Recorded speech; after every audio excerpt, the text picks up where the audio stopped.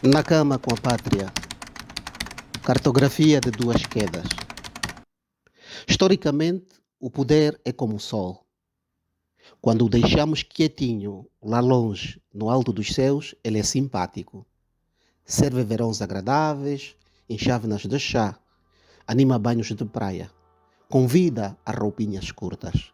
Porém, já quando o olhamos diretamente nos olhos, provoca cegueira definitiva. Quando nos aproximamos dele demais, ele queima a pele, incendeia. Prova que não reconhece a amigos nem familiares. Prova que o seu maior talento está em fazer desaparecer. Na Angolileia, ele se mantém acordado, não por falta de sono, mas por ressentimento, por delito de memória, por consciência pesada.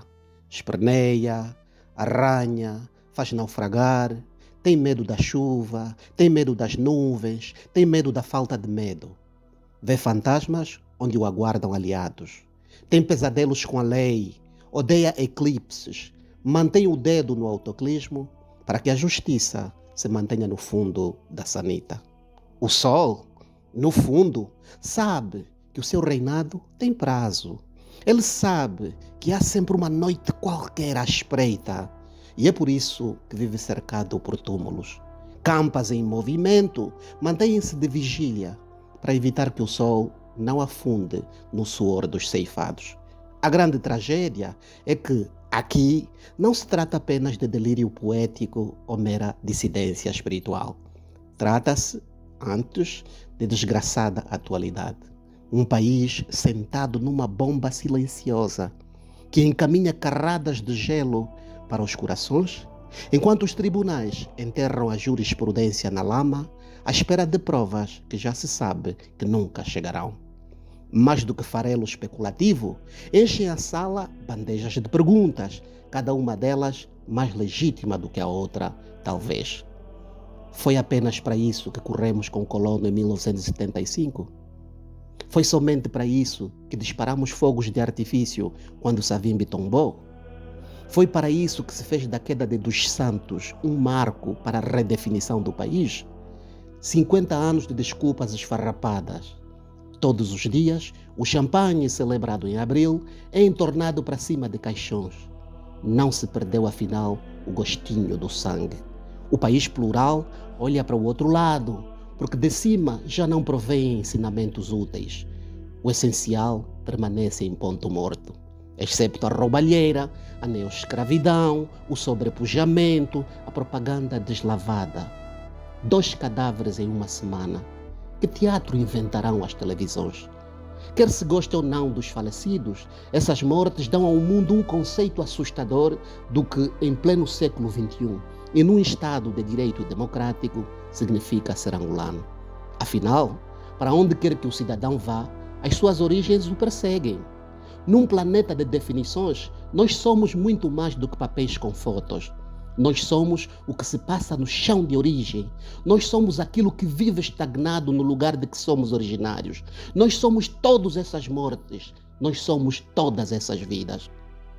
O Natal se aproxima. Em vez de presépios, vamos para Belém com a névoa da suspeição. E cada chimbeco de chapa reproduz o itinerário daquela sauna. 2 mortes em uma semana, 2 vidas abraçadas uma na outra, 2 corpos entrançados num roteiro que o angolano se esforça para acreditar que ficou para lá do hastear da bandeira, do aperto de mão e da comunhão num parlamento igualmente amordaçado. Não é sobre gostar ou não do Nandó, é, em primeiro e último lugar, sobre ser-se angolano. Não é sobre nunca ter provado dos bifinhos de vaca e ovos estrelados feitos pela cozinheira, que morre envolta na mesma névoa do mistério da sauna. É sobre ser de um país em que não temos culpa de ter nascido. É sobre sermos de um país em que os que julgavam serem os proprietários exclusivos, no final de tudo, também morreram. Morreram sem levar Angola para o túmulo. As antenas da rádio que anda, Dino Matross, revela ter se encontrado com Nandó antes da sua morte e que planejava contar com ele em projetos futuros. Não é sobre saber se nesse futuro cada um de nós, pés descalços, faria parte. É sobre construir-se um país em que o futuro de todos não esteja entregue à mão dos estados de humor de uma só pessoa. A história já provou que isso não é apenas um erro grave. Nem é preciso rememorar Hitler, Idi Amin Dada e outros. Matroce prossegue. O último encontro com Fernando da Piedade, dia dos Santos Nandô, ocorreu na terça-feira, dia 16, por volta das 11 horas. Segundo o também nacionalista, o agora falecido não demonstrava quaisquer sinais que pudessem prever o trágico falecimento. Não é preciso que o sol nos mande calar a boca, porque boca já não temos, mas temos perguntas. Adianta mesmo esperar por respostas que nunca chegarão? Talvez Fulupinga Lando Vitor queira responder. Talvez o Dr. Laurindo Vieira escreva um artigo sobre a farsa das independências e os fuzis de alta propulsão que se esgueiram pelos corredores do mando. Mais do que a raiva, é uma guinada na chave da lucidez. É um murro contra o apelo ao silêncio, à resignação, à morte lenta de uma cidadania que nos submete a voz à castração química. Ainda que jamais se confirme a tese de uma morte encomendada pelo atual titular do Poder Executivo, coisa que só se saberá, aliás, quando este for apeado da Cidade Alta, a verdade do álcool está em que o efeito político a curto e médio prazo já está em curso. E este é, talvez, o mais perigoso de todos os outros. Afinal, em política, sobretudo na política mais suja, a suspeita é uma escola eficaz. Na verdade, muito mais eficaz do que a prova. Esta não precisa de ser verdadeira para funcionar. Basta-lhe ser plausível. Há sempre dividendos a tirar. A névoa de suspeição se origina da sauna e atravessa a passadeira dos quimbos até aos telhados da cozinheira do regime do MPLA. Essa névoa de suspeição paira sobre o poder, inibe ambições, disciplina dissidências e, por conseguinte, empurra potenciais aspirantes à cadeira ao balde de lixo da autocensura. Esse padrão não é mero rascunho, é uma monografia do país que nos trouxe até aqui. Foi assim que se fez escola. Aqui, e desse modo, forjam-se alianças não por convicção, mas por instinto de pura sobrevivência. Quando o demônio vai à caça, humanos se convertem. Não é fé, é autodefesa. Não é devoção, é autopreservação. Quando o terror impera, joelhos se vergam. Não há ideias brilhantes, não há linhas programáticas, não há projetos de futuro, mas há o medo de ser incinerado pela temperatura do sol.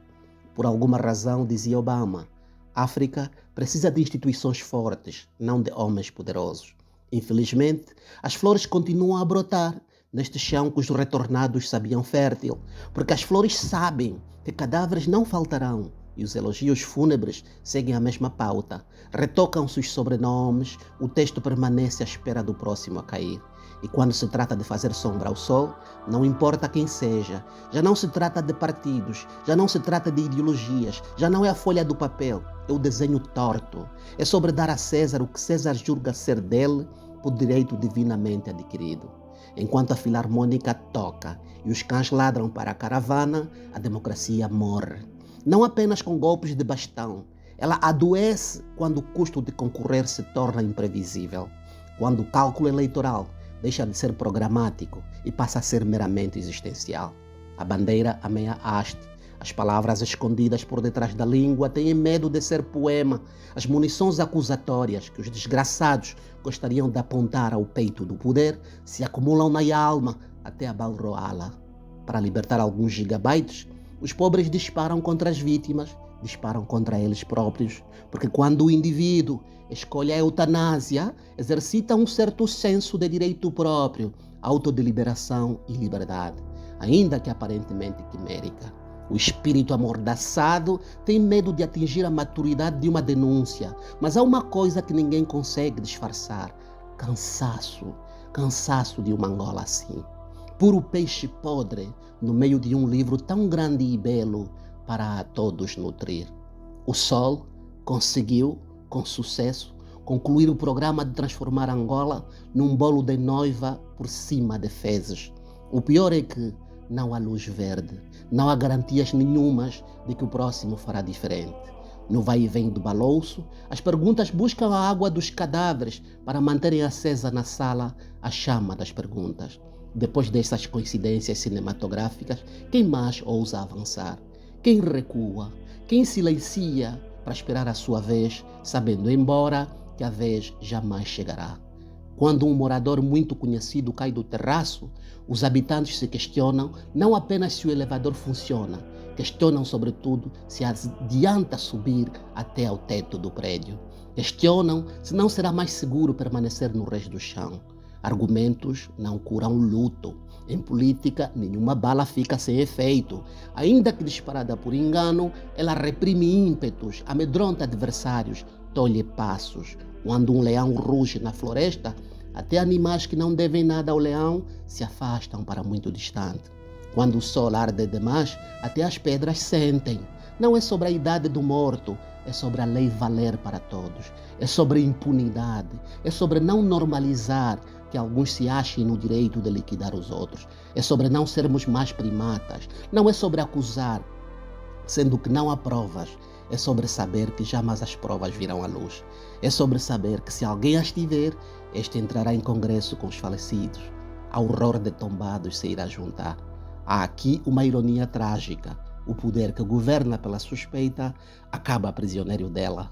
Cada morte mal explicada, cada silêncio institucional, cada simulação de investigação transforma-se ela própria num rumor estruturante. Nisso, o Estado deixa de ser árbitro e passa a ser personagem do enredo. A poesia política sempre soube disso. O poder não teme a oposição ruidosa, teme o sussurro persistente.